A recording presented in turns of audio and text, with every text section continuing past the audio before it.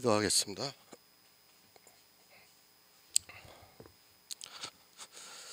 사랑과 은혜가 많으신 아버지 하나님, 주님의 은혜에 감사와 찬양을 드립니다. 아버지, 이 시간에도 우리와 함께하여 주시옵시고 우리가 진리를 알아가는데 부족함이 없도록 역사하여 주시옵소서. 이 갈라디아서를 통해서 율법과 복음에 대해서 확실한 정의를 할 수 있도록 도와주시옵시고 성령의 감동을 받는 귀한 성도들이 될 수 있도록 역사하여 주시옵소서. 모든 말씀 예수 그리스도의 이름으로 기도했습니다. 아멘. 갈라디아서 1장 18절을 보겠습니다.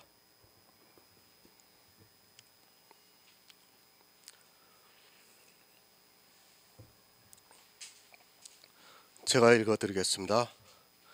그 후 3년 만에 내가 게바를 신방하려고 예루살렘에 올라가서 저와 함께 15일을 유할세. 아멘. 복음, 물론 하나님께서 은혜로 주시고 있습니다. 그러나 그런 막연한 이야기는 하지 마시기 바랍니다. 최소한 자기가 성경을 어느 정도 읽어야 하고 또 끊임없이 지혜를 구하고 성경에서 하나님의 비밀인 예수 그리스도를 알기 위해서 부지런히 살펴야 합니다. 물론 모든 성도들이 다 그렇다는 것은 절대로 아닙니다. 사도 바울입니다. 이 시대는 사도가 없습니다. 그 대신 목사들이 있습니다. 성경적으로 볼 때 장로라고 해야 맞습니다. 그리고 사실 이 시대 신학이라고 하는 것은 거의 다 이 세상 초등학문을 가르치고 있습니다. 신학에서 복음을 알 수 있으면 참 좋겠지만 지금 이 시대는 어느 신학교도 복음에 대해서 바로 가르치는 곳이 없습니다. 물론 복음이라고 합니다. 자기들 딴에는 늘 복음이라고 하면서 가르치고 있고 배우고 있는 신학생들도 그렇게 믿고 배우고 있습니다. 하지만 복음에다가 아주 적은 누룩 한 덩이만 섞어도 그 복음이라는 것은 온 덩이를 퍼지게 해서 다른 복음이 된다는 것을 모르고 있습니다. 오직 예수입니까? 아마 그래도 정통이라고 하는 교회의 목사들은 늘 오직 예수에 대해서 말을 하고 있습니다. 하지만 그들은 입술로는 오직 예수를 말하고 있지만 그 설교 안에는 누룩이 섞여 있습니다. 어느 사람은 아주 많이, 어느 사람들은 분별하지 못할 정도로 아주 적게 섞고 있습니다. 하지만 그 누룩이라는 것은 양의 문제가 아니라 아주 적은 단위가 포함이 돼도 부풀게 되어 있습니다. 그것은 복음이 아닙니다. 교회 안에 있는 사람들이 이것을 모르고 있습니다. 아주 적은 양, 사람이 분별할 수 없는 그런 양의 누룩을 섞어도 그 교회에서는 구원을 받을 수 없다는 것을 분명히 깨닫고 있어야 합니다. 하지만 그 누룩이 무엇인지도 모르고 있고 오히려 누룩을 먹지 않으면 그 날에 들은 설교가 왠지 모르게 감동이 안 되는 것이 이 시대 교인들의 마음입니다. 비슷하면 안 됩니다. 가끔 전화로 상담을 하는 사람들의 이야기를 들어보면 어느 교회 목사의 설교와 비슷하다는 말을 합니다. 그런 이야기를 들을 때마다 안타까운 마음이 듭니다. 비슷하다는 것은 아무 의미가 없다는 것을 알아야 합니다. 그러면 이 시대에 이단이라고 규정이 되어 있는 그 교회에서 하는 말이 비슷하지 않습니까? 안식일교회도 오직 예수입니다. 구원파도 역시 오직 예수를 말하고 있습니다. 다락방도 오직 예수를 말하고 있습니다. 오직 예수라고 말을 하고 있다면 그들은 이단이 되어서는 안 된다는 것을 바로 알고 있어야 합니다. 그런 몇 마디 비슷하다는 것으로 마치 같은 것으로 생각을 해서는 안 됩니다. 복음은 은혜로 주어지고 있습니다. 물론 누구나 성경을 보고 그것을 깨달을 수 있는 것은 아닙니다. 어느 사람은 복음을 깨달아 설교를 하고 있고 어느 사람은 그 설교를 듣고 예수 그리스도를 믿고 있습니다. 사도 바울은 하나님께서 진리의 성령을 보내주셔서 구약 성경에서 예수 그리스도를 알 수 있게 해주셨습니다. 그 지혜를 가지고 이방에 나가서 복음을 전했습니다. 구약입니다. 그것을 보고 예수 그리스도를 안다는 것은 사실 쉽지가 않습니다. 그래도 지금은 그 실체가 신약 성경을 통해서 어느 정도 밝히 보여져 있기 때문에 예수 그리스도를 믿을 수 있습니다. 초대교회 사도들에게는 성령이 오심으로 해서 자기들이 주님으로부터 들은 말씀과 그리고 구약을 통해서 예수 그리스도를 알 수 있었습니다. 성경은 어렵습니다. 늘 성경을 보고 있지만 도무지 깨닫지 못하고 있는 말씀들을 볼 때마다 지혜를 구할 수밖에 없고 성령의 감동을 받아야 한다는 것을 절실히 느끼고 있습니다. 하나님께서는 예수 그리스도를 보내주셔서 이방의 빛을 비춰주셨습니다. 그것을 사도 바울이 전했습니다. 그런데 그가 주님을 만나고 나서 이 복음을 한 번에 깨달은 것이 아닙니다.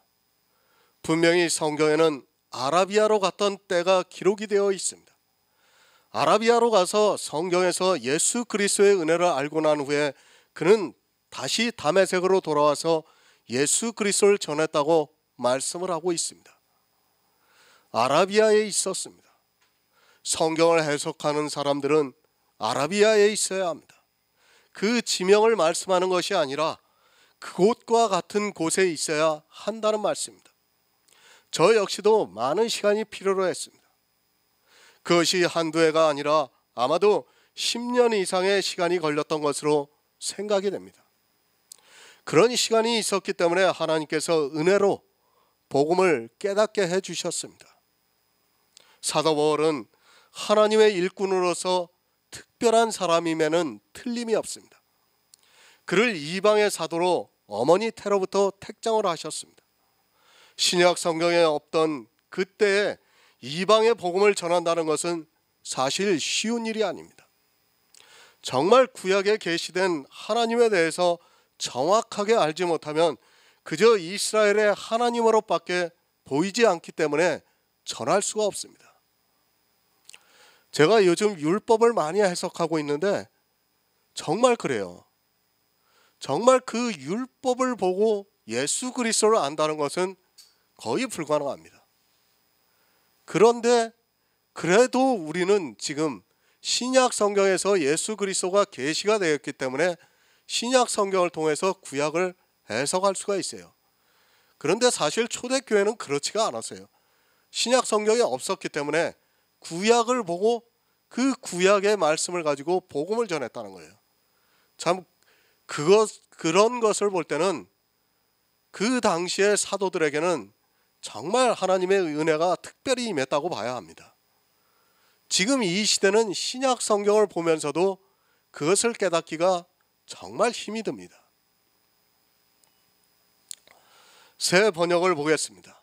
내가 3년 뒤에 나는 게바를 만나려고 예루살렘으로 올라갔습니다. 나는 그와 함께 보름 동안을 지냈습니다. 바울은 이방의 복음을 전했습니다. 그러나 항상 그에게 따라다녔던 것이 있었습니다. 다메섹으로 갈 때 그는 그리스도인을 죽이러 갔습니다. 그러다 보니까 다른 복음을 전하는 사람들에게서 공격의 대상이 되기도 했습니다. 우리가 쉽게 생각을 하면 이렇다고 보면 됩니다. 누군가 안식일 교회에 있었습니다. 그것도 그냥 안식일 교회 교인이 아니라 그 교회에서 열심을 내던 사람이라서 모든 사람이 소문으로 들어서 알고 있습니다. 그런 그가 어느 날 복음을 깨닫고 나서 율법적인 모든 것을 다 버리고 예수 그리스도를 믿었습니다. 그리고 하나님께서 가르치는 은사를 주셔서 성령의 감동으로 깨달아 진리를 전하고 있습니다. 복음입니다. 그러면 다른 복음을 가지고 있는 사람들이 어떻게 하겠습니까? 늘 그것이 꼬리표로 따라다니게 되어 있습니다. 저 사람은 안식일 교회에서 정말 열심을 내던 사람이었다는 것이 꼬리표가 됩니다. 그러면서 저 사람은 언제 안식일 교회로 돌아갈지 모른다는 이야기를 만들어낼 수도 있습니다. 지금 그 말씀을 하고 있는 것입니다. 갈라디아서 1장 후반부에서는 사도 바울이 왜 사도인가를 말씀하고 있는 이유는 바로 다른 사도들과의 정통성에 문제가 있었습니다. 예루살렘에 있었던 유대인들은 다 알고 있었습니다. 사도 바울이 복음을 전해서 많은 사람들이 예수 그리스도를 믿는 역사가 있었습니다. 그런데 다른 복음을 가지고 있는 사람들이 사도 바울을 공격할 확실한 명분이 바로 그것입니다. 디모데전서 1장 4절을 보겠습니다. 신약성경 337쪽입니다. 디모데전서 1장 4절입니다.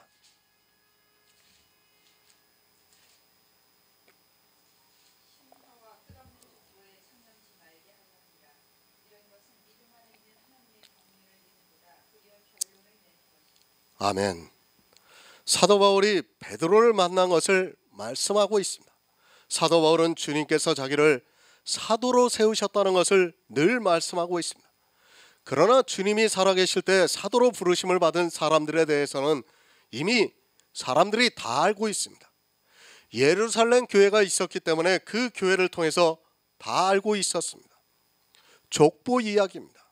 사도 바울이 이 세상 족보 이야기를 하기 위해서 내가 3년 만에 베드로를 신방하려고 예루살렘으로 가서 15일을 유했다고 말씀하는 것이 아닙니다. 늘 꼬리표로 따라다녔던 사도 바울에 대한 유대교회에 있을 때의 그 열심 때문에 사도 바울은 자기가 정통성이 있다는 것을 말씀하기 위해 베드로를 만났던 이야기를 하고 있습니다. 족보 이야기가 아닙니다. 지금과 같이 어느 신학에서 공부를 했다는 그런 족보 이야기가 아닙니다. 사도 바울은 예수님께서 살아계실 때 제자였던 베드로를 신방했던 것을 말씀을 함으로 해서 내가 베드로와 한 성령 안에서 교제를 한다는 것을 가르쳐주고 있습니다. 왜 이런 말씀을 합니까? 갈라디아에 있는 교회에 다른 복음이 들어왔기 때문입니다. 다른 복음이 들어와서 그들이 공격을 한 것 중에 하나가 바로 사도 바울의 정체성이기도 합니다. 이미 예수님께서 살아계실 때 제자도 아니었고 그렇다고 해서 복음을 들었던 것도 아니었습니다. 오히려 스데반 집사가 순교를 당할 때도 옳다고 생각했던 사람이었습니다. 베드로는 주님으로부터 천국 복음을 다 들었습니다. 그러나 사도 바울은 전혀 듣지를 않았습니다. 그는 주님을 만나고 난 후에 성령의 감동을 받고 구약 성경을 통해서 스스로 예수 그리스도를 알아갔던 사람입니다. 그러니까 당연히 그런 이야기가 나옵니다. 복음을 들은 적도 없고 그렇다고 해서 예수님께서 살아계실 때 제자도 아닌 사도 바울의 정통성에 대해서 공격을 하는 사람들이 있었습니다. 베드로는 주님의 제자입니다. 지금 이 시대는 자기들 스스로가 제자라고 말을 하고 있습니다. 사도 바울이 이 말씀을 하는 것은 이 시대의 족보 이야기를 하려는 것이 아니라 처음 이방의 복음을 전하고 나서 바로 다른 복음이 들어왔습니다. 그 다른 복음이 누구에게서 들어왔는가 하면 유대인들입니다. 그들은 잘 알고 있습니다. 그 당시 다른 복음을 전하는 자들이 누구에게서 배웠겠습니까? 바로 제자들로부터 배운 사람이라는 것을 알고 있어야 합니다. 사도 바울로부터 배웠지만 제자들로부터도 배웠습니다. 그러다 보니까 그 당시 베드로의 위치는 누가 말을 해도 정통성이 보장이 되는 사람이었습니다. 아니, 주님께서 베드로를 인정해 주셨습니다. 사람으로부터 인정을 받은 사람이 아닙니다. 바요나 시모나 내가 복이 있도다. 내가 이를 내게 알게 한 이는 혈육이 아니요 하늘에 계신 내 아버지라고 말씀을 하셨습니다. 사도 베드로가 예수 그리스도를 알고 믿은 것은 하나님께서 역사하신 능력이라는 것을 이미 다른 사도들이 있는 가운데서 주님으로부터 들은 말씀입니다. 이 시대는 정통성이 있는 사람이 없습니다. 지금 이 시대도 이렇게 하라고 사도 바울이 우리에게 가르쳐주고 있는 말씀이 아닙니다. 처음 예수 그리스도의 복음이 전파되기 시작했던 때와 지금은 너무도 다른 환경이라는 것을 알아야 합니다. 그 당시에는 이방 사람들에게 예수 그리스도는 전혀 모르는 사람이었습니다. 지금과 같이 모두가 아는 시대가 아니라는 것을 먼저 생각해야 합니다. 이 시대는 자기들의 정통성을 이야기하고 있습니다. 그런 정통성이 아니라 사도 바울은 주님이 인정을 한 사도 베드로를 만났다는 것을 말씀을 하고 있습니다. 그것은 주님으로부터 배운 베드로나 주님의 계시로 받은 사도 바울이나 한 성령 안에서 교제를 하고 있다는 것을 갈라디아에 있는 교회들에게 하고 있는 말씀인 것입니다. 그런 의미입니다. 지금은 너무도 다른 환경의 시대입니다. 복음을 전하는 사람이 없고 그것을 누구도 인정해 줄 수 있는 시대가 아닙니다. 그렇다고 주님으로부터 직접 배운 사람이 있는 것도 아닙니다. 그러다 보니까 자기들이 성령을 받았다 하고 주님의 제자라고 하면, 그리고 다수가 인정을 하면 복음이 있는 것으로 받아들이고 있습니다. 사도는 이제 없습니다. 이 시대 신사도 운동이 일어나고 있습니다. 자기들이 사도의 계승자라고 하는 운동입니다. 그런 것은 없습니다. 주님께서는 사도들을 통해서 이미 신약 성경을 다 기록하셨습니다. 이제는 정말 주님께서 성령을 보내주시는 사람에 의해서 복음이 전파되고 있습니다. 그것을 누가 인정해 줄 수 있는 것이 아닙니다. 베드로는 없습니다. 마찬가지로 사도 바울도 없습니다. 이제는 성경만이 우리에게 있습니다. 그리고 성령의 감동을 받아야 합니다. 누군가 성령의 감동을 받은 사람을 통해서 복음을 들어야 합니다. 사실 초대교회만 해도 베드로라는 사도가 있어서 그를 통해서 복음을 들었습니다. 그리고 주님께서 그 베드로를 복되다고 말씀을 해주셨습니다. 지금은 그런 시대가 아닙니다. 그때는 베드로라는 인물이 인정을 하면 그래도 주님의 제자였기 때문에 바른 복음을 들을 수 있었습니다. 하지만 이 시대는 오직 성령의 감동을 받아야 합니다. 사도 바울이 갈라디아에 있는 교회에 복음을 전했는데 다른 복음이 들어와서 사도 바울이 전에 유대교를 지나치게 믿었던 것으로 인하여 다른 복음을 가진 자들의 목소리가 높아지니까 지금 이 말씀을 하고 있습니다. 갈라디아서 1장 19절을 보겠습니다.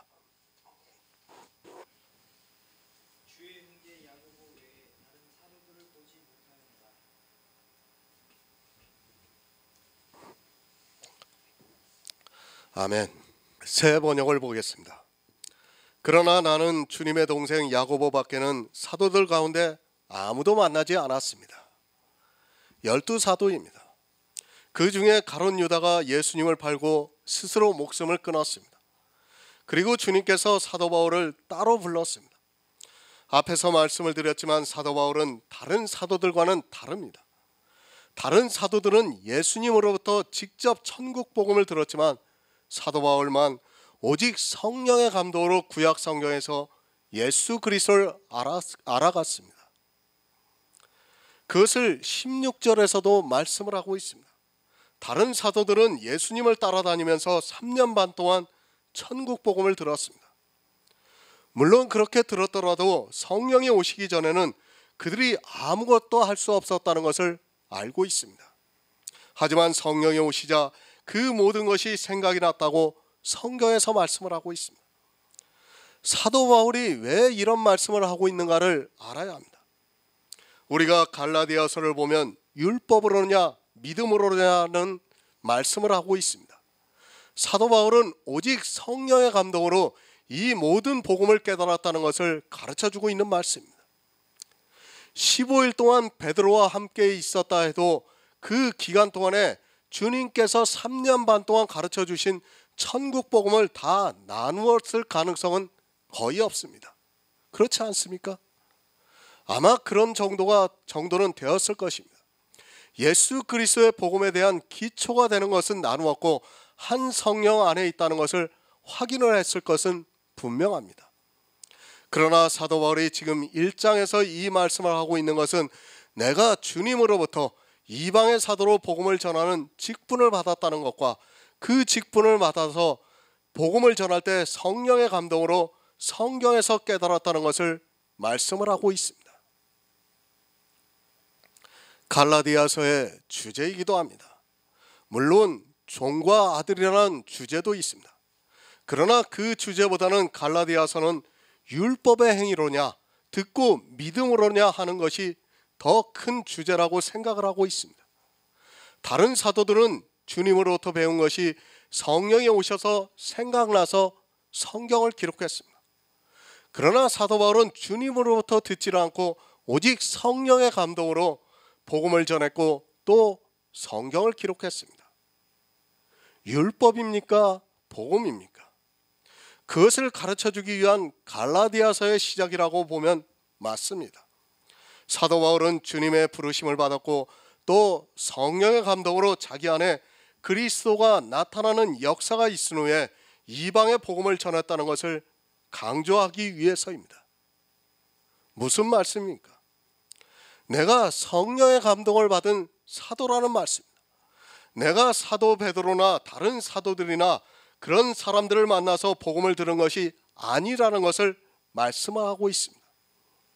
비록 성령의 감동으로 자기 속에 그리스도가 나타났다 할지라도 베드로가 아는 복음과 그리고 주님의 동생인 야고보가 아는 복음과 내가 성령의 감동으로 아는 복음이 같다는 것을 말씀을 하고 있습니다. 사도의 대표는 베드로입니다. 제가 이 세상의 것을 말씀하는 것이 아닙니다. 주님의 일에 있어서는 어느 누구도 우두머리가 될 수 없습니다. 하지만 주님께서는 베드로에게 말씀하신 것들이 있습니다. 너는 반석이라 이 반석 위에 내 교회를 세우리라고 말씀을 하셨습니다. 초대교회는 베드로가 전한 복음을 통해서 교회가 세워졌습니다. 그것이 우리가 알고 있는 예루살렘 교회입니다. 그런 베드로와 사도 바울은 한 성령 안에 있다는 것을 말씀을 하고 있습니다. 성경을 바로 알아야 합니다. 사도 바울이 그렇게 반대를 하고 있는 족보 이야기를 기록한 것 같이 보입니다. 하지만 사도 바울은 그것을 말씀하기 위해서가 아니라 자기가 어떻게 복음을 알았는가를 말씀하고 있고 내가 왜 사도인가를 분명히 갈라디아에 있는 교회에게 가르쳐주고 있습니다. 이것은 우리도 마찬가지입니다. 이 시대는 베드로와 같은 사람이 없습니다. 그렇다면 어떻게 해야 합니까? 그런 사람이 없기 때문에 더욱더 성령의 감동으로 복음을 전해야 합니다. 그리고 성령에 대해서 바로 알고 있어야 합니다. 또한 성령 안에서 교제하는 성도가 누군가를 알아야 한다는 것을 말씀해 주고 있습니다. 사도 바울이 성령의 감동을 받아 갈라디아에 있는 교회에게 이 서신을 보냈습니다.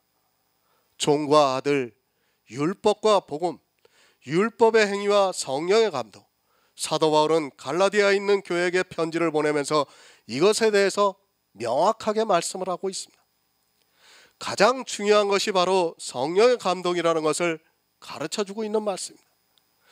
그것이 전체 갈라디아서의 주제라고 보면 맞습니다. 베드로를 만났습니다. 그리고 주의 형제 야고보를 만났다고 말씀을 하고 있습니다.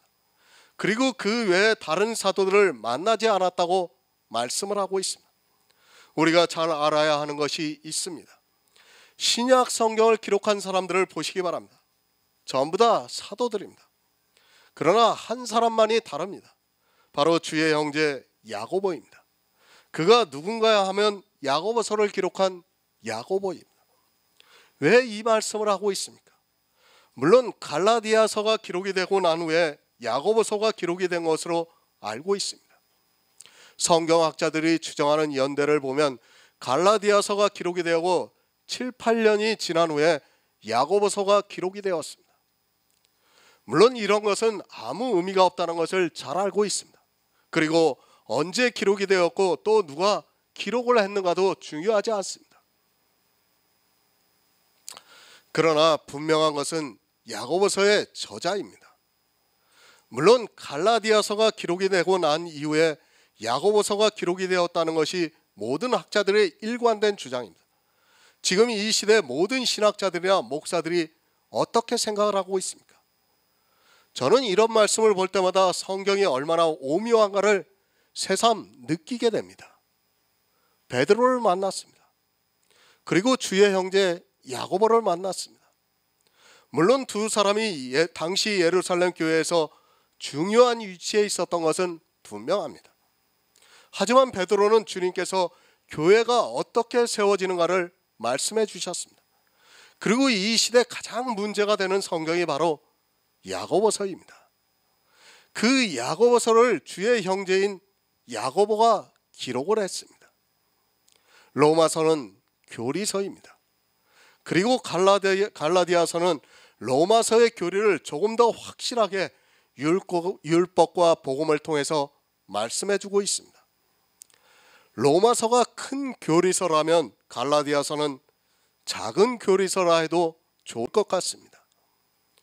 로마서와 갈라디아서는 오직 믿음을 말씀하고 있습니다.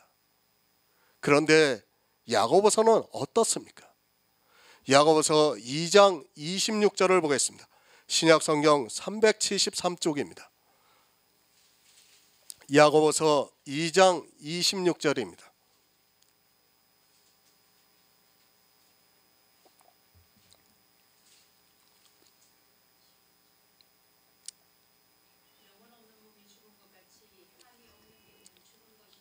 아멘. 왜 야고보를 만났습니까? 베드로는 누가 다 알고 있듯이 주님의 제자입니다. 야고보는 사도가 아니라 주님의 형제입니다. 우리가 신약 성경을 보면 다 예수 그리스도를 믿어 구원을 받으라는 말씀입니다. 그런데 야고보서나만 행함이 있는 믿음을 말씀하고 있습니다. 야고보서 강해를 했습니다. 강해를 보신 분들에게 굳이 이 행함이 있는 믿음에 대해서 다시 설명할 필요가 없다고 생각하고 있습니다. 아니, 이 갈라디아서 강해를 보시는 분들 역시도 먼저 야고보서 강해를 보면 된다고 생각을 하고 있기 때문에 굳이 여기서 행함이 있는 믿음을 설명할 필요성이 없습니다. 간단하게만 말씀을 드립니다. 이 시대의 야고보서를 다 거꾸로 보고 있습니다. 마치 로마서나 갈라디아에서 반대가 되는 성경으로 보고 있습니다. 심지어는 마틴 루터 같은 사람은 야고보서를 지푸라기 복음이라고 했습니다. 그리고 아예 야고보서 강해를 쓰지 않았고 거의 모든 신학자들 역시도 야고보서 강해를 쓰면서 행함이 있는 믿음에 대해서 율법의 제3용도를 이야기하고 있습니다. 초대교회입니다. 이 갈라디아서가 기록이 되고 나서 야고보서가 기록이 되었습니다. 그래도 그때는 사도들이 있었던 때라 로마서나 갈라디아서나 모두가 오직 나의 의는 믿음으로 살리라는 그 말씀으로 보았습니다. 아니, 다 그렇게 가르쳤습니다. 하지만 어떻습니까? 지금 이 시대의 야고보서를 어떻게 보고 있습니까? 물론 사도 바울이 주의 형제 야고보를 만났다는 것은 사사로운 말일 수도 있습니다. 그러나 성경은 그냥 기록이 되지 않았다는 것을 우리가 알고 있어야 합니다. 성경은 앞으로 교회가 어떻게 될 것을, 그리고 그 교회 안에 있는 사람들이 어떻게 변할 것까지도 우리에게 가르쳐주고 있는 말씀입니다. 행함이 있는 믿음이 무엇입니까? 율법을 지키지 않는 것이 행함이 있는 믿음입니다. 율법뿐 아니라 성경에 기록되어 있는 말씀 중에서 행위로 나타나고 있는 말씀들을 지혜로 알았을 때는 그것을 행함으로 보이라고 말씀을 하고 있습니다.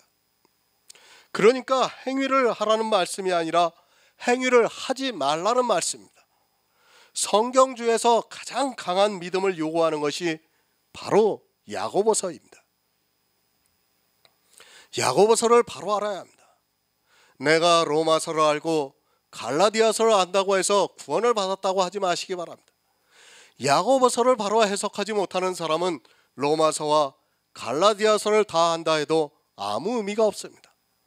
사도 바울은 야고보의 믿음과 내 믿음이 같다는 것을 갈라디아에 있는 교회에게 서신으로 보내고 있습니다. 성경은 오직 믿음입니다. 그런데 야고보서를 보고 거의 모든 사람이, 아니 이 시대 모든 사람이 다 행위를 행하라고 말을 하고 있습니다. 행위를 하지 않는 것이 행함이 있는 믿음이라고 야고보는 가르쳐주고 있지만 초대교회를 지나오면서 거의 모든 신학자들과 목사들이 야고보서를 거꾸로 해석을 하고 있습니다. 그리고 로마서와 갈라디아서가 반대가 되는 말씀으로 이야기를 하고 있습니다. 심지어는 어떻게 이야기합니까? 사도 바울이 너무 이방인들에게 복음에 대해서 강하게 주장을 해서 이 야고보가 그것을 막기 위해서 이 야고보서를 썼다는 그런 주장까지 하고 있습니다. 그러니까 사도 바울은 오직 나의 의인은 믿음으로 살리라는 그 말씀을 전했는데, 그러다 보니까 교회 안에서 율법을 이제 방종을 한다는 그런 이야기가 나오기 시작한 겁니다. 그래서 야고보서를 기록했다고 다 그렇게 말을 하고 있습니다.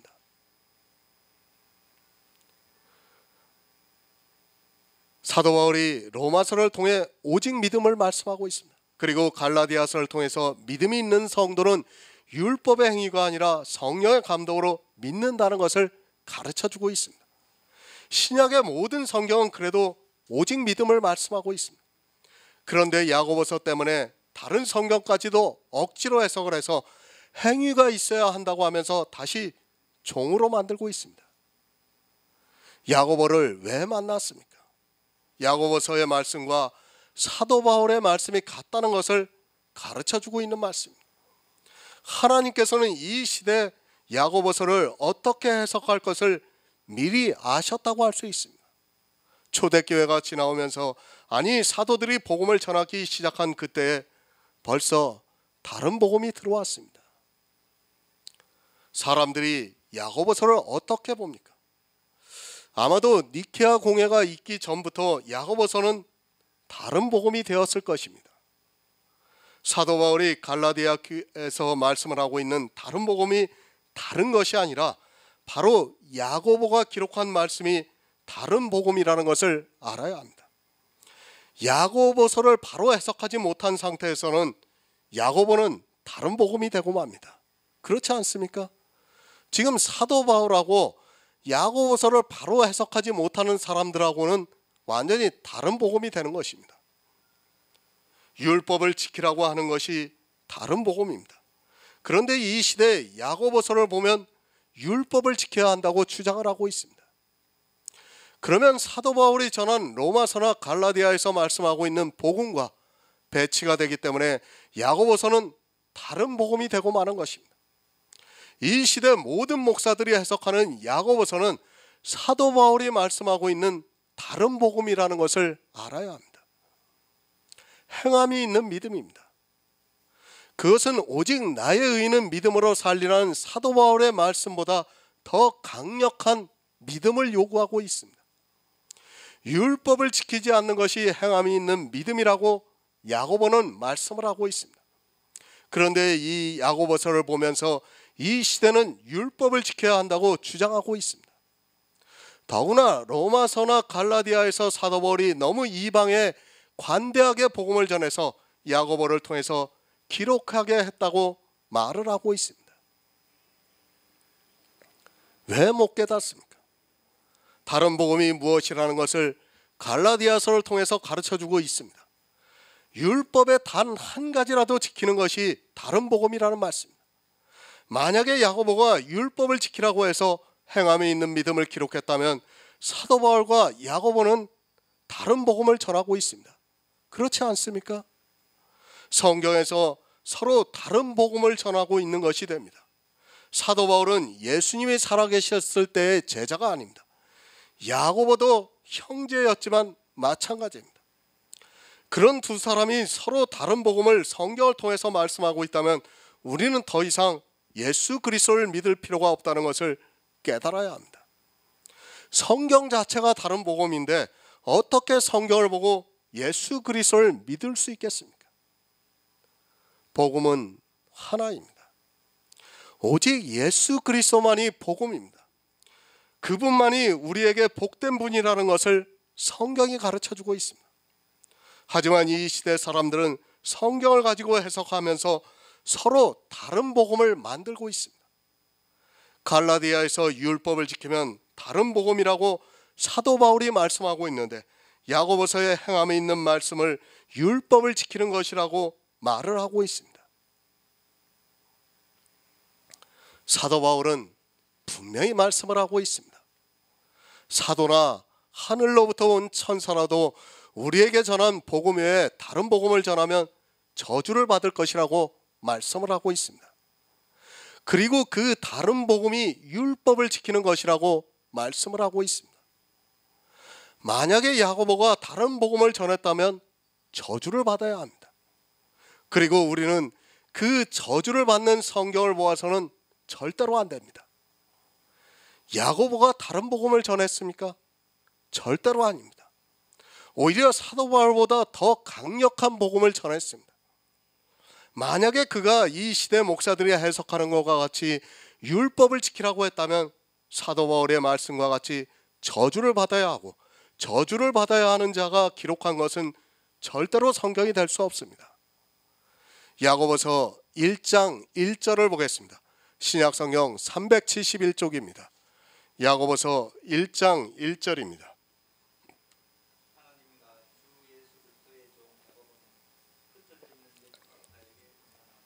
아멘. 성경의 저자들입니다. 자기를 소개할 때 예수 그리스도의 종이라고 말씀을 하고 있습니다. 예수 그리스도의 종이라는 말씀은 예수만 전한다는 말씀입니다. 종은 주인을 위해서만 일을 하고 있습니다. 주인을 전해야지 종이지 그렇지 않고 다른 것을 전한다면 그는 그리스도의 종이라고 말할 수 없습니다. 모든 성경입니다. 수천 년 기간 동안의 기록이 되어 있습니다. 성경은 사사로이 기록한 말씀이 아니라는 것을 분명히 알아야 합니다. 모든 성경의 저자는 예수 그리스도의 종으로서 성경을 기록했습니다.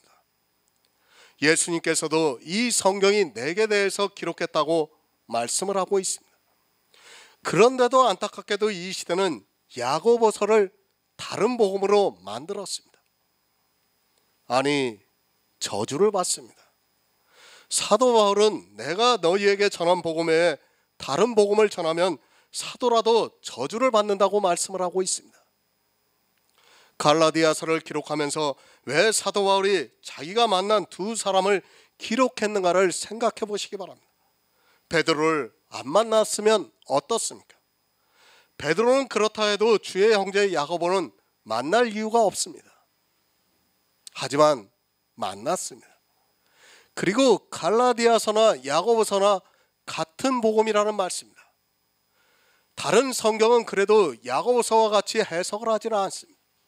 물론 다른 성경도 거의 다 다르게 해석을 하고 있지만 야고보서와 같이 완전히 다른 복음은 없다는 말씀입니다. 사도 바울은 자기가 복음을 전하고 있다고 말씀을 하고 있습니다. 그리고 자기가 어떻게 복음을 전하게 되었는가를 말씀하고 있습니다. 다른 사도들과 같이 주님으로부터 복음을 들은 것이 아니라 주님을 만난 후에 아라비아로 가서 구약 성경에서 예수 그리스도에 대해서 알아갔습니다. 그것을 이방의 복음을 전하기 위해서 예수 그리스도가 내 속에 나타나기를 하나님이 기뻐하셨다고 말씀을 하고 있습니다. 주의 형제 야고보도 복음을 전했습니다. 그가 아무리 주님의 형제라 해도 다른 복음을 전하면 저주를 받는다는 것을 가르쳐주고 있습니다. 당시 야고보는 예루살렘 교회에서 자기 의견을 피력했던 사람이었습니다. 그가 흩어져 있는 유대인들에게 복음을 전한 것이 바로 야고보서입니다. 그 복음이 무엇입니까? 예수 그리스도를 믿으려면 너희가 이제까지 조상대대로 지켜왔던 그 율법의 행위를 버리는 행함을 보이라고 말씀을 하고 있습니다. 만약에 행함이 있는 믿음이 없다면 너희 믿음은 죽은 믿음이며 예수 그리스도를 믿는다고 할 수 없기 때문에 저주를 받는다고 말씀을 하고 있습니다. 야고보서가 문제입니다. 구약은 그림자라서 그렇다고 할 수 있습니다. 그림자라는 것을 알고 걷어내면 예수 그리스도를 발견할 수 있습니다. 그러나 야고보서는 이제까지 교회사를 통해서 나타난 교회에서는 어느 누구도 바로 해석을 하지 않고 오히려 다른 복음을 만들어 버렸습니다. 그것을 하나님께서 하시고 사도 바울에게 야고보를 만나게 하셨고, 사도 바울은 자기가 야고보를 만났다는 것을 말씀을 하고 있습니다. 봤습니다. 그것은 서로 같은 복음을 가지고 있다는 말씀입니다. 사도 바울이 야고보를 보았다는 그 말씀의 의미만 이해를 해도 야고보서를 그렇게 해석하지 않을 수 있는데 저주를 받는 다른 복음으로 만들어 버렸습니다. 율법의 행위를 지키라고 해석하는 모든 사람들은 다 저주를 받는다는 것을 기억하고 있어야 합니다. 데살로니가전서 3장 10절을 보겠습니다. 신약성경 331쪽입니다. 신약성경 331쪽 데살로니가전서 3장 10절입니다.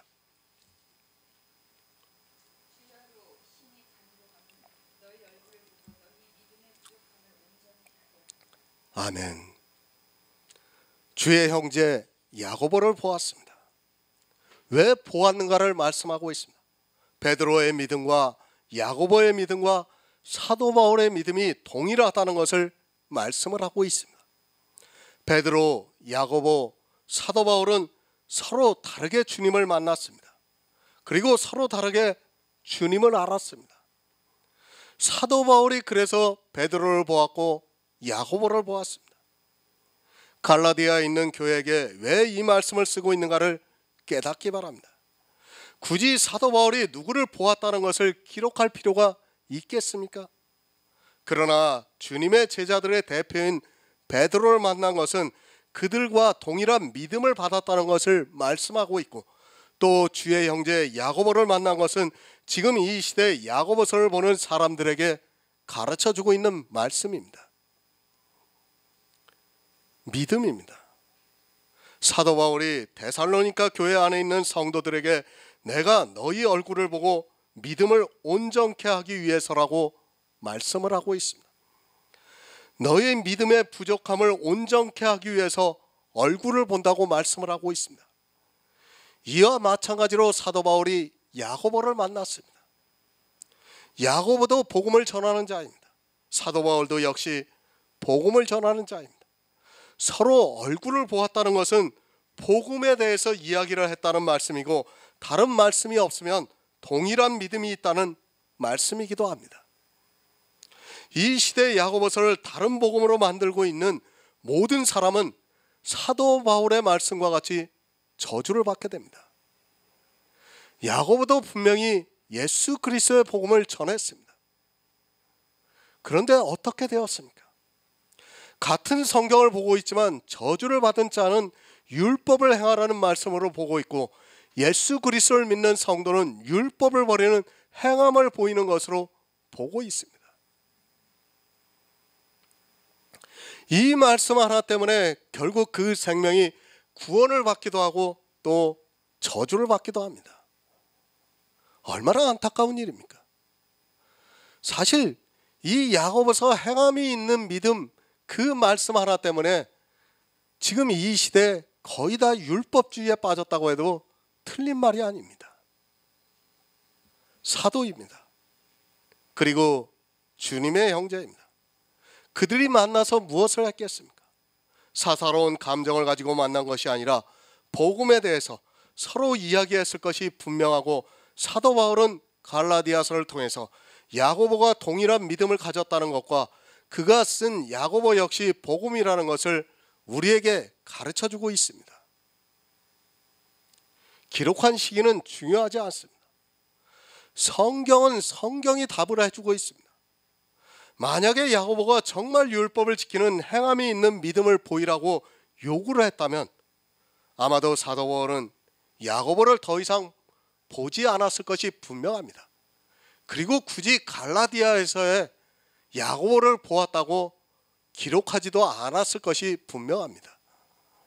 서로 만났다는 말씀의 의미는 바로 동일한 믿음을 가지고 있다는 것을 말씀하고 있습니다. 갈라디아서 1장 20절을 보겠습니다.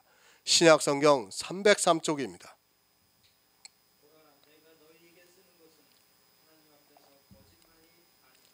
아멘.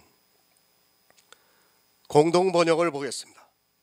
내가 여러분에게 써 보내는 이 말이 거짓말이 아니라는 것은 하나님께서 알고 계십니다. 갈라디아에 있는 교회들에게 편지를 쓰고 있습니다.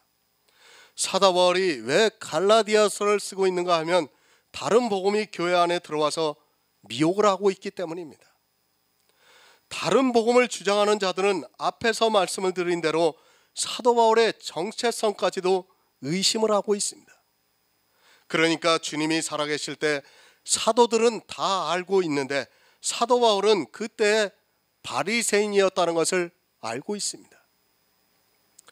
정말로 진심으로 영원을 생각했습니다.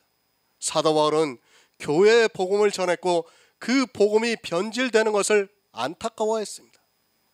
더구나 자기가 복음을 전한 갈라디아에 있는 교회들이 너무도 쉽게 다른 복음에 빠져 들어가는 것을 보고 그들에게 다른 복음에 빠지지 말라고 경계를 하고 있습니다. 솔직합니다. 아마도 복음을 전하는 사람이라면 누구나 마찬가지입니다. 다른 복음이라는 것이 누구나 쉽게 알 수 있게 전하고 있다면 아마 사도 바울이 이 갈라디아서를 쓰지 않아도 되었을 것입니다. 그러나 다른 복음이 너무도 타당성이 있고 사람의 이성으로는 그것이 옳기 때문에 사람들이 쉽게 다른 복음에 미혹되는 것을 보면서 안타까워했습니다. 율법을 다 지키라고 하면 차라리 분별하기가 쉽습니다. 그것이 아니라 교회 안에 들어와서 아주 타당성이 있는 율법 단 한 가지를 가지고 지키게 하고 있다는 말씀입니다. 갈라디아서는 교회 안에 있는 사람들이 이스라엘과 같이 모든 율법을 지키게 하는 사람들이 들어온 것이 아니라 단 한 가지 할례라는 율법을 성경을 통해서 사람의 이성으로 이해가 되게 설명을 하니까 사람들이 거기에 미혹이 되었다는 말씀입니다. 다른 복음을 가지고 온 사람들이 예수 그리스도를 믿지 말라고 한 것이 아닙니다. 그들도 동일하게 예수 그리스도를 믿으라고 말을 했습니다. 그들이 누구인가 하면 바로 사도들로부터 복음을 들은 자들입니다. 그런데도 그들이 와서 예수 그리스도를 믿으면서 그리고 할례를 받으라고 갈라디아 교회를 미혹하고 있는 것입니다. 복음을 듣습니다. 그러나 그 복음을 듣고 믿음에 굳게 서는 사람은 적습니다. 왜 그런가 하면 미혹하는 자들이 복음에 대해서 다 반대를 하는 것이 아닙니다. 사도 바울이 전하는 복음에 대해서 인정을 합니다.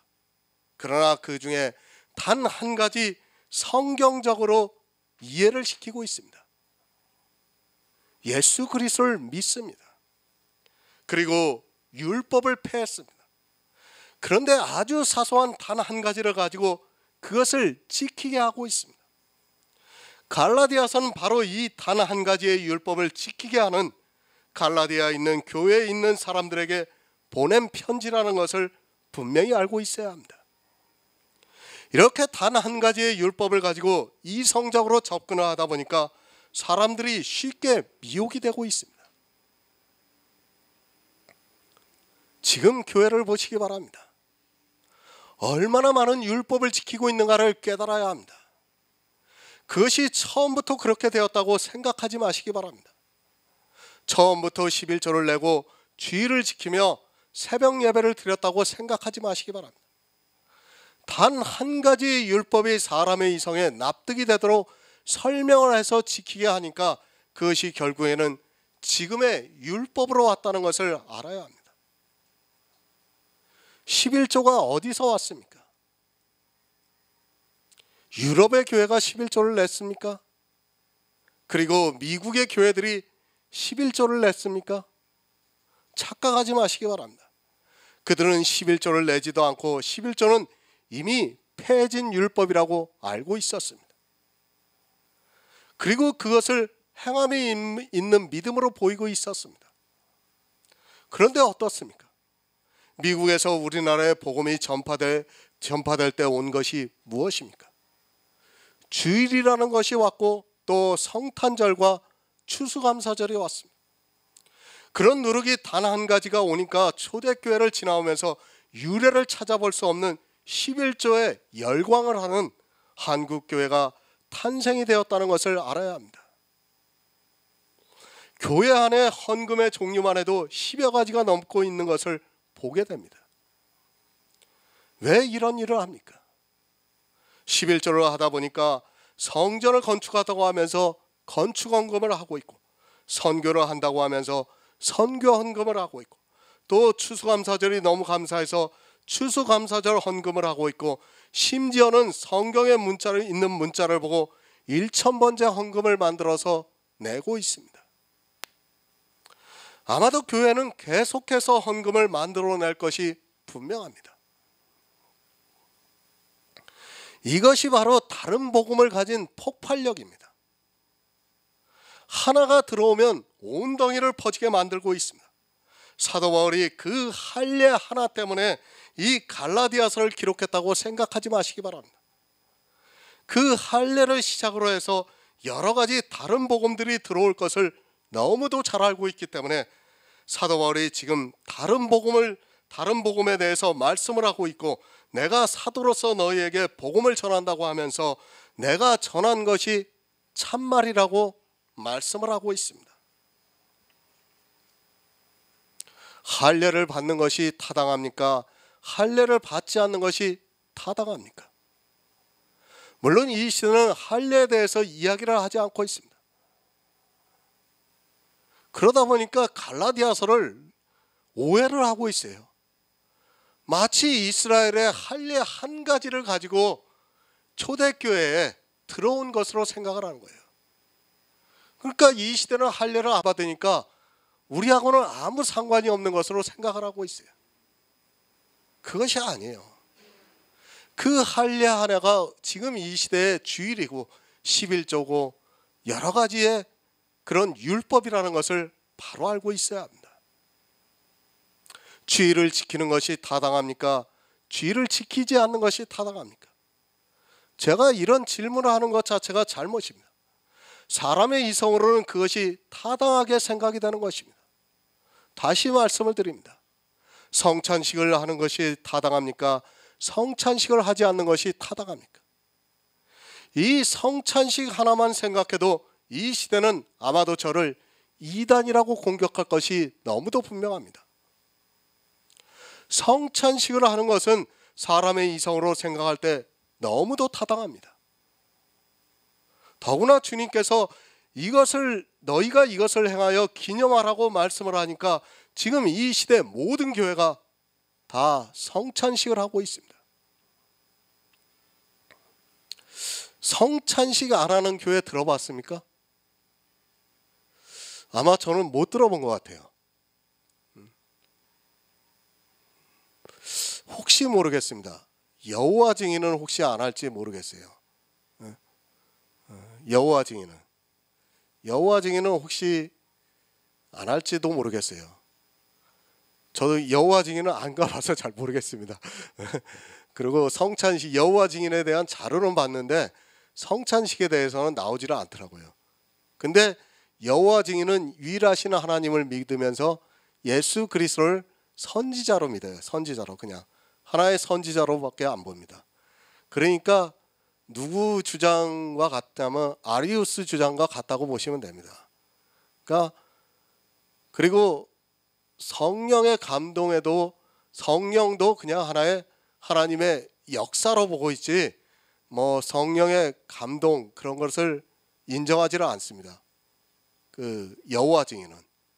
그러니까 그 사람들은 오직 유일하신 참 하나님만 믿는 거예요. 물론 그게 참 좋기는 한데 예수 그리스도를 부정하고 있습니다. 그 사람들이. 그것이 문제입니다. 예수 그리스도를 부정하기 때문에 아마 성찬식을 하지 안 하는 것이 맞지 않을까 그렇게 생각이 됩니다. 거기는 사람의 이성입니다. 그것이 나쁘다면 절대로 다른 복음이 들어오지 않습니다. 그러나 너무도 그것이 타당성이 있기 때문에 교회 안에 있는 사람들이 너무도 쉽게 그들에게 미혹을 당하고 있습니다. 사실 예수 그리스도를 믿는 일이라는 것이 어떤 행위가 없다 보니까 때로는 내가 믿음이 있는가, 또 내가 하나님을 믿는 성도가 맞는가 하는 의구심을 갖게 됩니다. 사도 바울이 그 말씀을 하고 있습니다. 사도 바울은 오직 예수 그리스도만을 전했습니다. 그런데 성경을 보니까 이스라엘이 하나님의 백성으로서 한 일들이 많이 있습니다. 그것이 이성적으로 나쁜 것이 아니라 행위로 하는 것이 더 좋기 때문에 보이지 않는 것을 믿는 믿음보다는 확실하게 보일 수 있는 그런 행위를 따라가게 되어 있습니다. 요한일서 1장 6절을 보겠습니다. 신약성경 388쪽입니다. 요한일서 1장 6절입니다.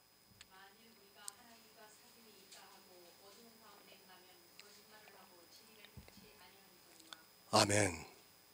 사도 바울은 하나님 앞에서 거짓말을 하지 않았습니다. 갈라디아에 있는 교회에 보내는 이 편지가 거짓말이 아니라고 말씀을 하고 있습니다. 초대교회에 벌써 거짓말을 하는 자들이 들어왔는데 그들의 말이 사람의 이성으로 너무도 옳게 보이기 때문에 사람들은 누가 거짓을 하는 줄을 모르고 있습니다. 거짓말이라니까 사람들이 오해를 합니다. 이 세상에서 하는 거짓말로 생각을 하기도 하고 마치 전체가 거짓말을 하는 것으로 생각하고 있습니다. 앞에서 말씀을 드렸지만 거짓말을 하는 자들이 단 한 가지를 가지고 거짓말을 하고 있습니다. 그것이 이성적으로 받아들여지기 시작을 하면 이제까지 자기가 들어왔던 복음이 다 거짓이 된다는 것을 알고 있어야 합니다. 여러분이 그것을 알아야 돼요. 이제 여기 두 분은 여러 곳을 잘 다녀와서 잘 알고 있어요. 보세요. 가서 보세요. 다 예수 그리스도를 믿으라고 하고 있어요. 그렇지 않습니까? 단지 거기서 전하는 말씀만이 약간이 다른 거예요. 그러니까 사람들이 오해를 합니까? 거짓말이라고 하니까 마치 완전히 다른 말을 하는 것으로 생각하는데 사실은 그렇지가 않아요. 두 분이 다녔던 것처럼 거기 가면 거기가 진짜 같고 거기 가면 또 거기가 진짜 같고 정말 그런 겁니다. 이 시대 저기 안상홍 증인회 지금 하나님의 교회죠. 거기에 사람들이 왜 그렇게 많이 갑니까?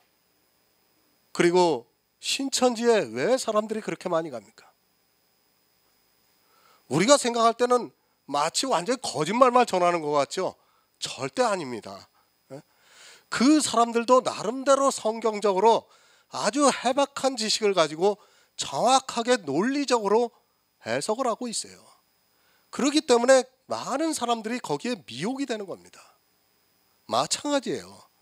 지금 이 시대 모든 교회가 다 그렇다고 보면 맞습니다. 나름대로 자기들 나름대로의 성경적 해석관을 가지고 있어요. 그 차이가 조금 있냐 없냐 그 정도예요. 얼마나 웃기는 얘기입니까? 안식일 교회를 이단이라고 합니다. 안식일 교회가 예수를 믿으라고 얘기 안 합니까? 거기 오직 예수예요. 거기도. 뭐 하나 다릅니까? 안식일 하나 달라요. 안식일 하나 달라요. 그리고 좀 종말론이 많이 포함되어 있는 게 좀 다릅니다. 뭐 크게 다르지 않아요. 성경 해석이요? 안식일 교회에서 해석하는 성경 그 책자들 보세요. 오히려 기존 교회가 못 따라갑니다. 그 정도로 성경을 잘 해석하고 있어요. 거짓말을 한다고 하니까 사람들은 마치 완전히 거짓말을 하는 것으로 알고 있는데 그것이 아닙니다. 아주 작은 것 한 가지가 사람을 미혹시키는 겁니다. 마찬가지예요. 이 시대로. 우리 아카데미에서도 그런 일이 있었습니다. 다시 생각을 해도 너무도 안타까운 일입니다. 정말 지난 몇 년 동안 너무도 잘 복음을 배워왔습니다. 그리고 믿음에 서 있는 것 가는 것 같이 보였습니다. 그런데 거짓말을 하는 자가 단 한 가지의 이론에 빠져 그냥 넘어가는 것을 우리가 똑똑히 보았습니다. 이성적입니다. 사람의 이성으로 그렇게 판단이 됩니다. 아니, 누가 생각을 해도 그것이 맞습니다. 그런 것을 한 가지 사람을 그냥 그런 것 한 가지가 사람을 미혹하게 된다는 것을 알아야 합니다. 그 말이 성경적인가 하면 절대로 그렇지가 않습니다. 하지만 사람의 이성에는 너무도 옳기 때문에 이제까지 배워왔던 복음이 헛된 것이 되고 만다는 것을 깨달아야 합니다. 무엇이 거짓말입니까? 사도 바울이 보라, 내가 너희에게 쓴 것이 하나님 앞에서 거짓말이 아니라고 말씀을 하고 있습니다. 그 말씀은 내가 너희에게 쓴 것이 어두움의 일을 가르친 것이 아니라는 말씀입니다. 이것을 하나님께서 하신다고 말씀을 하고 있습니다. 얼마나 안타까운 일입니까? 이렇게까지 말씀을 하겠습니까? 어두움입니다. 이런 것까지 일일이 설명을 드리지 않으면 안 되는 시대입니다. 주님께서 이 세상에 참빛으로 오셨습니다. 그리고 이스라엘에게 빛을 비춰주셨는데 이스라엘이 어두움을 더 사랑해서 믿지 않았다고 요한복음에서 말씀을 하고 있습니다. 빛이 어두움을 비추되 어두움이 깨닫지 못하더라고 말씀을 하고 있습니다. 어두움 가운데 행하지 마시기 바랍니다. 이스라엘이 어두움을 더 사랑해서 예수 그리스도를 십자가에 못 박아 죽이는 악을 행했습니다. 그가 거짓말을 하는가 참말을 하는가를 알 수 있는 가장 기본적인 것이 어두움에 있는가를 보면 알 수 있습니다. 어두움이 무엇인가를 이 시대 교인들은 모르고 있고 이스라엘과 같이 어두움을 더 사랑하고 있습니다. 세상에는 두 가지 빛이 있습니다. 두 가지 영광이 있다는 말씀입니다. 하나는 율법의 빛입니다. 그리고 다른 하나는 예수 그리스도의 빛입니다. 이 두 가지는 다 빛입니다. 성경에서 이 두 가지 빛을 말씀하고 있습니다. 그런데 하나는 우리 눈에 보이는 빛이고 다른 하나는 우리 눈에 보이는 빛이 아니라 마음으로 믿어지는 빛입니다. 율법이 빛이라는 것을 모르고 있습니다. 사람의 이성입니다. 이 눈에 보이는 빛이 참으로 보입니다. 그런데 보이는 것이 아니라 이성적으로 그렇게 생각을 하고 있습니다. 그렇기 때문에 사람들이 성경을 보면서도 또 설교를 들으면서도 어두움의 빛이 참으로 판단이 되기 때문에 그렇게 쉽게 어두움으로 들어가고 있습니다. 율법은 어두움입니다. 그리고 거짓이라는 것을 알아야 합니다. 그리고 예수는 참 빛입니다. 예수 그리스도께서 비춰지시면 어두움의 빛은 사라지게 되어 있습니다. 마치 해가 뜨면 어두운 밤에 비추어 주었던 달과 별의 빛들이 사라지는 것과 마찬가지입니다. 아니, 달과 별의 빛은 사실은 태양에 의해서 반사되는 빛을 내고 있다는 것을 알아야 하고 율법도 그와 같은 것입니다. 복음은 참 빛입니다. 그리고 율법은 어두움의 빛입니다. 사도 바울이 내가 하나님 앞에서 거짓말하지 않는다는 말씀은 어두움의 빛을 지키라고 이야기하지 않고 있다는 말씀입니다. 그러니까 갈라디아서를 통해서 율법을 지키라고 하는 말을 하지 않고 있다는 말씀입니다. 거짓을 말하지 마시기 바랍니다. 지금 이 시대 교회 안에서 얼마나 많은 거짓을 말하고 있습니까? 쉽게 말씀을 드려서 사람이 하는 모든 행위가 다 어두움에 비치고 그것이 거짓이라는 말씀입니다. 그러니까 은사를 나타나게 하고 있고 율법을 지키게 하고 있고 성도로서 살아가라고 하는 행위들을 가르치는 말들이 다 거짓이라는 말씀입니다. 사도 바울은 복음만 전했습니다. 그것을 내가 너희에게 쓰는 것은 하나님 앞에서 거짓이 아니라고 말씀을 하고 있습니다. 사도 바울은 누구에게도 그가 쓴 어느 성경을 보더라도 율법을 지키라고 하지 않았습니다. 그리고 행위를 요구하는 성경이 없다는 것을 바로 알고 있어야 합니다. 사람들이 성경을 잘못 해석해서 마치 행위를 하고 있는 것으로 보고 있어서 문제지, 실상은 복음만을 전했다는 것을 깨달아야 합니다. 모든 성경이 다 그렇습니다. 율법을 지키라고 하지 마시기 바랍니다. 교회 안에서 단 한 가지라도 지키라고 하는 것은 거짓말을 하고 있는 사람입니다. 하지만 안타깝게도 이 시대는 율법의 행위에 대해서 이야기를 하지 않으면 교인들이 더 싫어합니다. 얼마나 그동안 거짓에 미혹이 되어 있는가를 잘 보여주고 있는 교회의 현실이기도 합니다.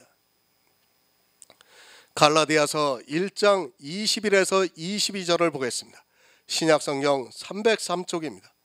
갈라디아서 1장 21에서 22절입니다.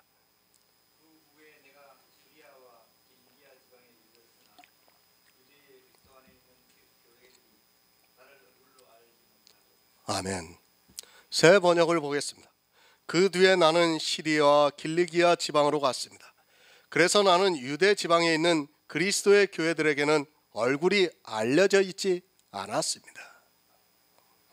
사도 바울의 행적입니다. 사도 바울이 다메섹 도상에서 예수님을 만났습니다. 그리고 아라비아로 가서 구약 성경을 보고 하나님께서 그 속에 그리스도가 나타나는 것을 보시고 기뻐하셨습니다. 그러니까 아라비아에 가서 있을 때 그는 복음을 알았다는 말씀이기도 합니다. 사도 바울이 처음 이방의 복음을 전할 때 성도들에게는 전혀 모르는 사람이었습니다. 그리고 다메섹으로 다시 돌아왔습니다. 거기서 예수 그리스도의 복음을 전했습니다. 그리고 사도 바울은 이방의 복음을 전하기 위해서 떠났습니다. 그리고 3년 만에 예루살렘으로 와서 베드로를 만났습니다. 베드로를 만나서 베드로가 주님으로부터 들은 천국 복음과 자기가 구약 성경을 통해서 알고 있는 복음과 같은가를 15일 동안 교제를 했다는 말씀입니다. 그리고 야고보를 만났습니다. 지금 이 시대 가장 문제가 되는 행함이 있는 믿음입니다. 사도 바울은 야고보의 믿음에 대해서 얼굴로 보고 서로 말씀을 나누었습니다. 사도 바울이 어떻게 복음을 깨달았는가는 성령이 오셔서 깨달을 수 있었다는 것을 말씀을 하면서 이 두 사람을 만난 것에 대해서 말씀을 하고 있습니다. 그리고 복음을 전했습니다. 이방의 교회들이 생겨나기 시작했습니다. 이방의 복음을 전해서 예수 그리스도를 믿는 성도들이 있었다는 말씀입니다. 이런 말을 하는 것은 내가 전하는 복음이 거짓이 아니라는 것을 하나님께서 알고 계신다는 것을 강조하고 있습니다. 정말 사도 바울은 우리에게 복음에 대해서 자세하게 말씀을 하고 있습니다.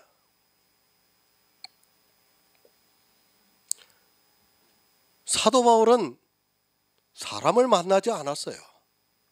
지금 그 말씀을 하고 있는 겁니다. 지금 이 시대 보세요. 자기가 뭐 좀 알면 유명한 사람 가서 먼저 만나가지고 그 사람과 교제하려고 하고 있습니다. 근데 사도 바울은 어느 정도로 사람을 만나지 않았냐면 예루살렘 교회에 있는 사람들이 모를 정도로 사람들을 만나지 않았습니다.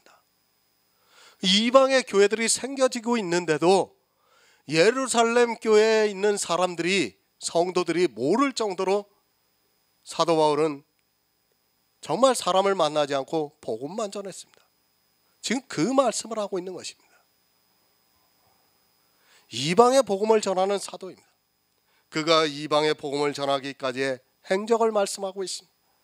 그것은 갈라디아에 있는 교회에 다른 복음이 들어왔기 때문에 사도 바울이 복음을 전한 교회에 다른 복음이 들어와서 사도 바울이 오직 믿음에 대해서 말씀을 하니까 그것을 비판하면서 다른 복음을 사람의 이성으로 합리적으로 이해하게 하는 사람들이 있었습니다.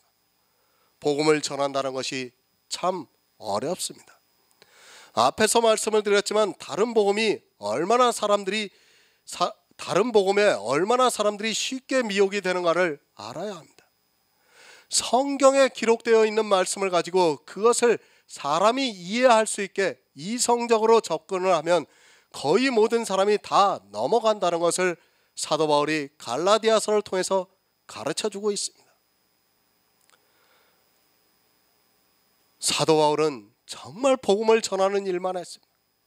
한 명이라도 더 구원을 하기 위해서 그가 얼마나 수고했는가를 성경을 통해서 알고 있습니다. 그는 사람의 교제보다는 예수 그리스도의 계시를 통해서 알게 된 복음을 이방에 전하는 데 모든 생각을 집중했습니다. 그런 사도 바울이었기 때문에 이방의 복음이 전파가 되었습니다. 물론 그건 역시 하나님의 섭리지만 하나님께서 사도 바울을 그렇게 사용하셨습니다. 참 안타깝습니다. 저에게 전화하시는 분들이 있습니다. 그리고 가끔 찾아와서 얼굴을 마주하고 있는 사람들이 있습니다. 그들의 이야기를 듣다 보면 답답하기만 합니다. 거의 모든 사람들이 저에게 어느 목사를 아느냐고 묻고 어느 교회를 아느냐고 묻고 있습니다. 저는 모릅니다. 만약에 복음을 전하시는 목사라면 알고 싶습니다. 그런데 복음을 전하지도 않고 다른 복음에 미혹되어 있는 목사를 제가 어떻게 합니까? 그가 조금 세상적으로 볼 때 알려져 있을지라도 저는 그 사람에 대해서 알고 싶은 마음이 없습니다. 솔직히 대형 교회 아니 뉴스에 언급이 되는 목사 이름 정도만 알고 있어도 제가 아는 목사는 거의 없다고 보면 맞습니다. 알 수도 없습니다. 만약에 그들이 저를 안다면 아마도 이단이라고 할 것이 너무도 분명합니다. 직접적으로 공격을 하지 않더라도 저를 더 이상 만나려고도 알려고도 하지 않을 것이라고 생각하고 있습니다. 복음을 전하는 사람은 정말 정치를 하지 마시기 바랍니다. 그리고 족보 이야기를 하지 마시기 바랍니다. 그들을 아는 것과 복음을 전하는 것은 아무 상관이 없습니다. 당시 유대에 있는 그리스도의 교회입니다. 그들은 사도들과 그리고 복음을 믿는 성도들이었습니다. 그럴지라도 사도 바울은 그들을 얼굴로 알려 하기보다는 이방의 복음을 전하는 일에 수고를 했습니다. 이 시대에 자기가 조금 복음을 알고 있다고 하는 사람들이라면 이런 쪽에 관심이 많아지고 있습니다. 사도 바울이 어떻게 갈라디아에 있는 교회에 복음을 전했는가를 말씀하고 있습니다. 그는 예수 그리스도의 계시로 복음을 알게 되었습니다. 하나님께서 그의 속에 그리스도가 나타나시기를 기뻐하시는 가운데서 진리로 인도함을 받았습니다. 예수 그리스도의 복음을 알고 난 후에 그는 주님께서 말씀하신 그대로 이방의 사도로서 복음을 전하러 갔습니다. 물론 다 사도 바울과 같을 수는 없습니다. 왜 사도 바울이 이 말씀을 갈라디아에 있는 교회에게 편지를 하고 있는가 하면 갈라디아에 있는 교회에 다른 복음이 들어와서 사도 바울이 전한 복음을 어지럽게 만들고 있기 때문입니다. 그것은 사도 바울이 전한 복음이 거짓이라고 하는 것과 같은 것입니다. 그래서 사도 바울이 더욱더 내가 하나님 앞에서 거짓을 말하지 않는다고 말씀을 하면서 어떻게 복음을 전하는가를 가르쳐주고 있습니다. 예루살렘에 당시에 얼마나 많은 제자들이 있었습니까? 그런데 사도 바울은 그들을 만나러 가지 않았습니다. 당연히 자기가 복음을 깨달았으면 만나러 갔어야지 옳은 거 아닙니까? 그런데 사도 바울은 그렇게 하지 않았습니다. 먼저 이방의 복음을 전했습니다. 그리고 이방의 교회가 생겨지고 난 후에 3년 후에 베드로를 만나러 온 것입니다. 그만큼 사도 바울은 자기가 복음에 대해서 확신을 가지고 있었기 때문에 이방의 복음을 전했다는 겁니다. 그것을 지금 말씀하고 있습니다. 그러니까 내가 갈라디아 교회에 어떻게 복음을 전했는가를 가르쳐주고 있는 말씀입니다. 갈라디아서 1장 23절을 보겠습니다.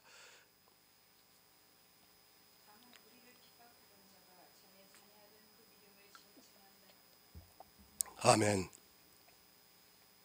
새 번역을 보겠습니다. 그들은 다만 전에 우리를 박해하던 그 사람이 지금은 그가 전에 없애버리려고 하던 그 믿음을 전한다 하는 소문을 들을 따름이었습니다. 예루살렘 교회에서 어떻게 알았습니까? 사도 바울은 그들과는 직접적인 교제를 하지 않았습니다. 그런데 이미 베드로를 만났고 또 주의 형제 야고보를 만났습니다. 그들을 통해서도 예루살렘에 있는 교회에서는 사도 바울이 예수 그리스도를 믿는다는 것을 알고 있었습니다. 무엇을 전합니까? 믿음을 전하고 있습니다. 왜 사도 바울이 처음에 그리스도인을 핍박했습니까? 사도 바울은 분명히 하나님을 믿는 이스라엘인이었습니다. 그러나 사도 바울은 믿지를 않았습니다. 믿지를 않았기 때문에 그리스도인을 핍박했던 것입니다. 로마서 4장 14절을 보겠습니다. 신약성경 244쪽입니다. 로마서 4장 14절입니다.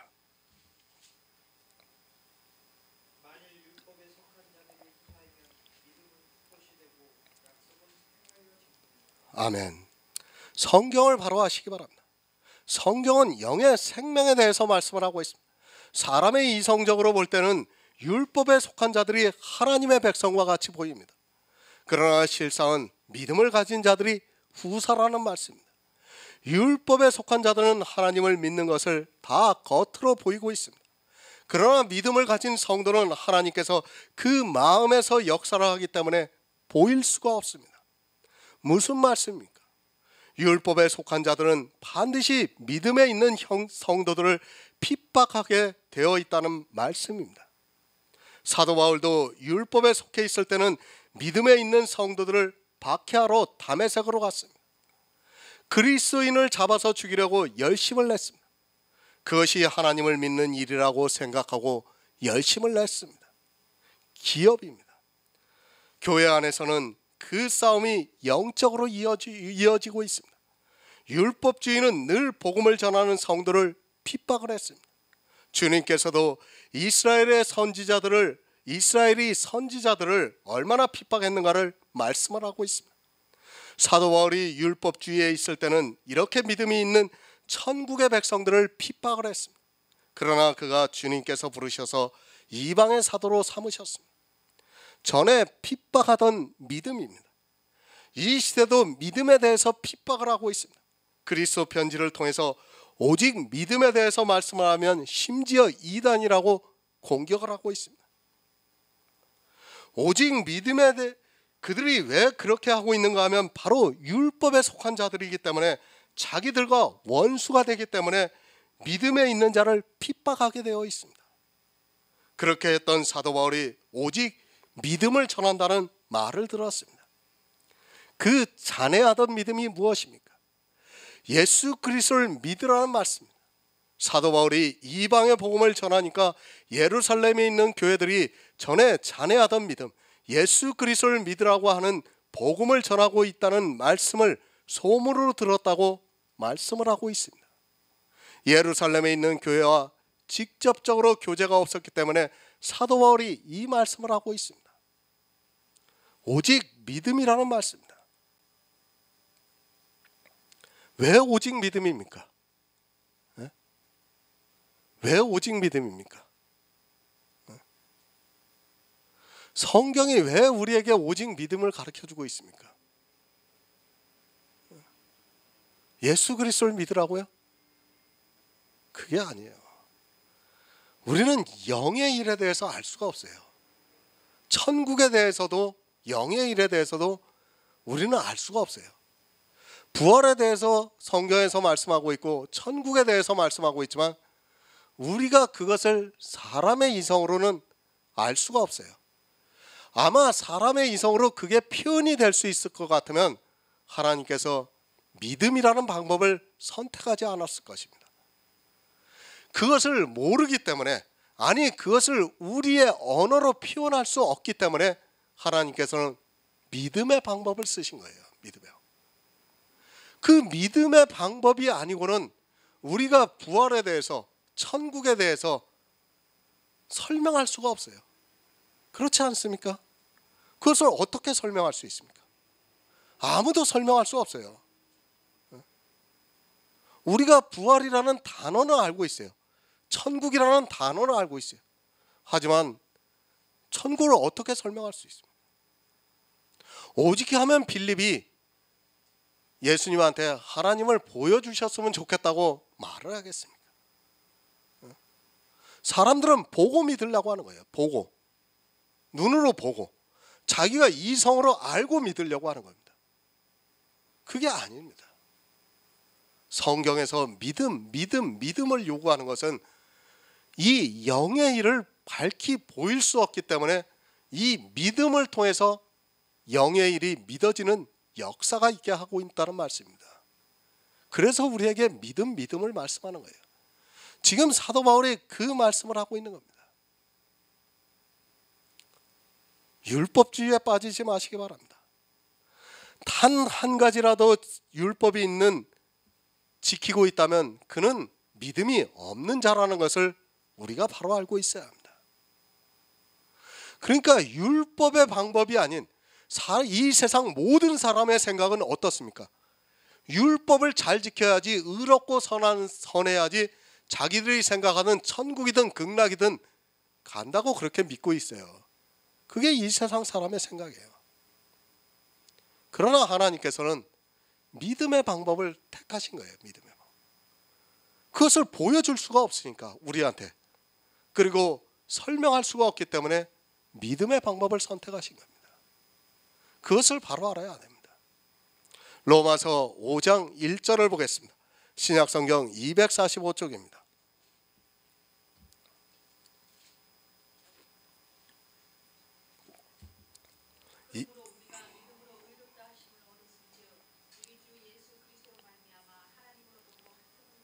아멘. 그 믿음이 무엇입니까? 그저 교회에 나와서 예수 그리스도를 믿는다고 하는 그런 종교적인 믿음이 아닙니다. 교회에 나와서 예수를 믿는다고 하는 모든 행위들은 불교에서 부처를 믿는 것과 다르지 않습니다. 그런 믿음이 아니라 예수 그리스도를 믿음으로 말미암아 의롭다 하심을 얻는 그것입니다. 사람의 이성입니다. 율법을 지키는 사람이 의롭습니다. 그러나 성경은 그렇게 말씀하고 있지 않습니다. 율법의 행위로는 의롭다함을 얻을 육체가 없다고 말씀을 하고 있습니다. 사도 바울이 전한 믿음이라는 것은 예수 그리스도를 믿어 의롭다함을 얻는 믿음을 말씀하고 있습니다. 그 의롭다함을 얻는 것이 내 육체가 아니라 내 안에 있는 영이라는 말씀입니다. 그리스도의 영이 의롭다함을 얻는다는 말씀입니다.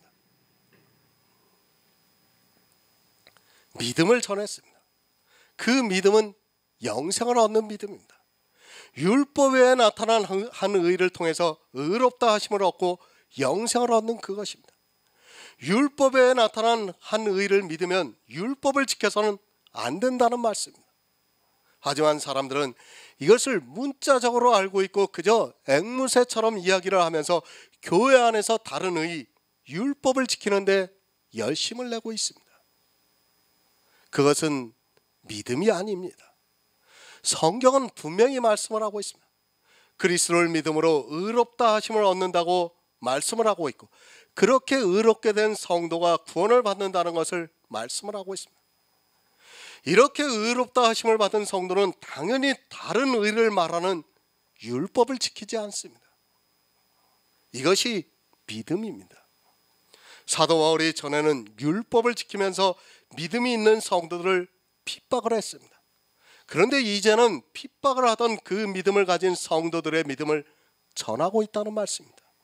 그러니까 율법의 행위로 의롭게 되는 것이 아니라 율법에 나타난 한 의로 의롭게 되어서 천국에 들어가는 그 믿음을 전파하고 있다는 말씀입니다. 그 믿음입니다. 성경은 오직 나의 의는 믿음으로 살리라고 말씀을 하고 있습니다. 예수 그리스도를 믿는 믿음을 말씀하고 있습니다. 이 시대 사람들이 혼동을 하고 있습니다. 믿음이라는 것은 종교적인 믿음이 있고 또 예수 그리스도를 믿는 믿음이 있다는 것을 알아야 합니다. 이 두 가지를 잘 알고 있어야 하는데 성경을 너무 좋은 것이 좋다고 생각하면서 이해하려고 하고 있습니다. 그 믿음을 전해야 합니다. 예수 그리스도를 믿는 믿음을 전해야 한다는 말씀입니다. 신앙생활을 하는 종교적인 포괄적인 믿음이 아닙니다. 오직 예수 그리스도를 믿어 영생을 얻는 그것을 전해야 합니다. 그 믿음이 아닌 다른 것을 전하면 모두가 다른 복음이라는 것을 깨달아야 합니다. 주의하시기 바랍니다. 교회 안에 들어온 사람들이 복음과 다른 복음을 분별할 수 있다고 생각하지 마시기 바랍니다. 믿음이 무엇인지도 모르고 있는 사람들이 어떻게 다른 복음을 분별할 수 있겠습니까? 세상에서 아무리 지혜가 있다 해도, 또 그가 모태에서부터 신앙생활을 했다 해도 하나님께서 성령을 보내주시지 않으면 분별할 수 없습니다. 성경입니다. 예수 그리스도를 믿으라고 말씀을 하고 있습니다. 교회 안에서 어떠한 행위를 하고 또 율법을 지키고 은사를 행하라고 하는 것이 아니라 오직 예수 그리스도를 믿어 영생을 얻으라고 말씀을 하고 있습니다. 예수 그리스도를 믿으려면 성경에서 예수 그리스도를 알아야 합니다. 아는 것은 사람이 평생 이것만을 생각하며 지혜를 구해야 한다는 것을 깨달아야 합니다. 지금의 한국교회입니다. 아니, 세계교회입니다. 그리고 이단이나 정통이나 할 것이 없습니다. 사도 바울이 전한 그 믿음을 전하는 것이 아니라 다른 복음을 전하고 있다는 것을 깨달아야 합니다. 그렇게 다른 복음을 듣고 있고 그것을 행하는 사람은 반드시 주님께서 오실 때 바깥 어두운 곳에 쫓겨나 슬피 울며 이를 가는 날이 온다는 것을 기억하시기 바랍니다. 그리스도 편지의 말씀을 그저 어느 목사의 주장처럼 들릴 수 있습니다. 그러나 반드시 그런 날이 오게 됩니다. 더구나 그리스도 편지의 말씀을 보고도 예수 그리스도를 믿는 믿음을 모르고 다른 복음에 빠져 있다면 그 날에 더욱더 통곡을 하게 된다는 것을 잊지 마시기 바랍니다. 늘 지혜를 구해서 복음이 무엇인가를 바로 알고 믿으시기 바랍니다. 매너리즘에 빠져 내가 잘 믿고 있다고 하지 마시기 바랍니다. 이스라엘도 그랬습니다. 갈라디아서 1장 24절을 보겠습니다.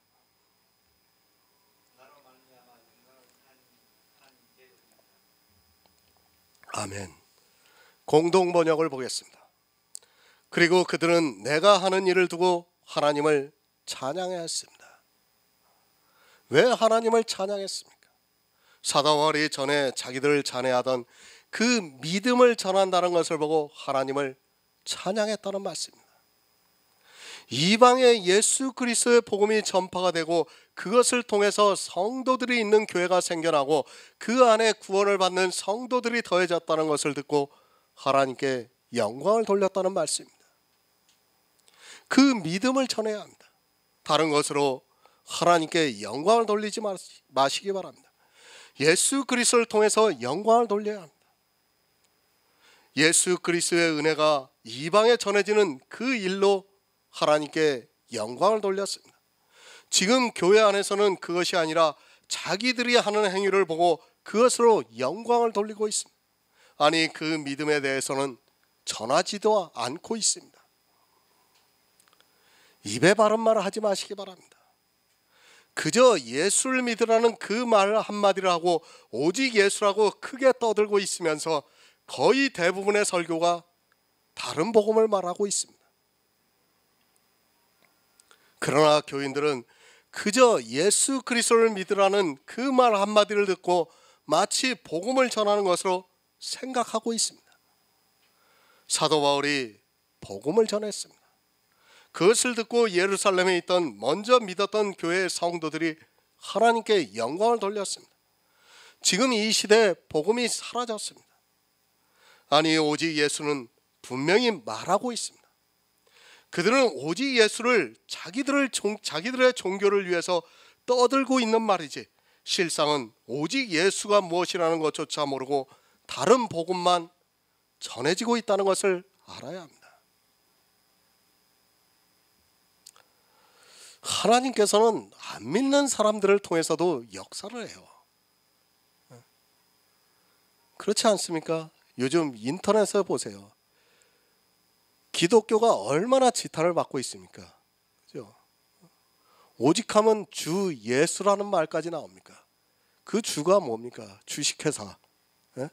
주식회사 예수라는 거예요.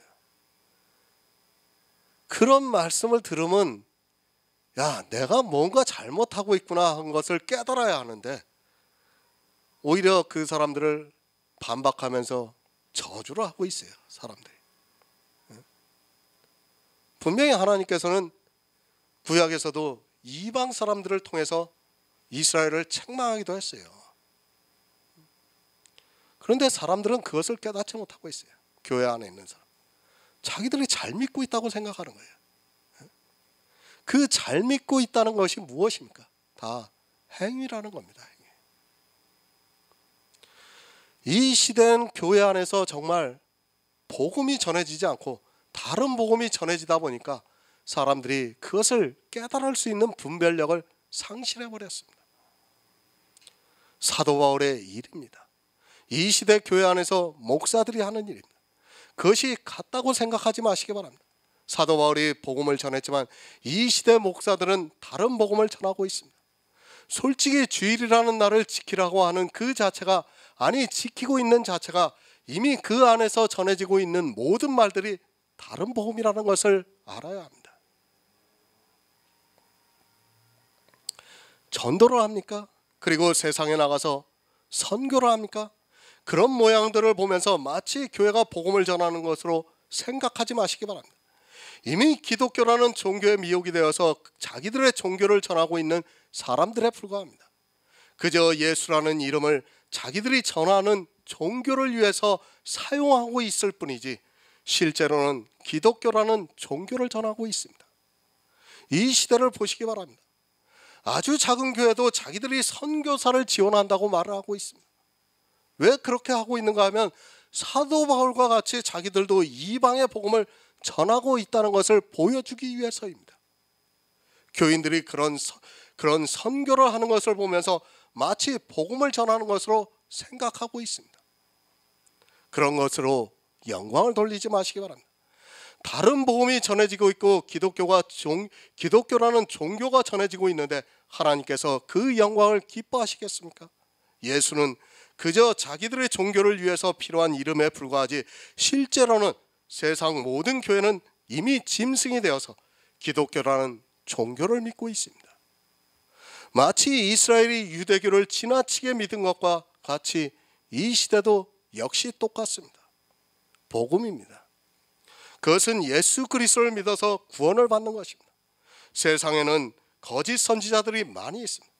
늘 깨어 성경을 보면서 지혜를 구하는 성도들에게 이 복음을 계시해 주실 것이라고 믿고 있습니다. 그런 성도만이 예수 그리스도를 믿을 수 있고 구원을 받을 수 있다고 믿고 있습니다.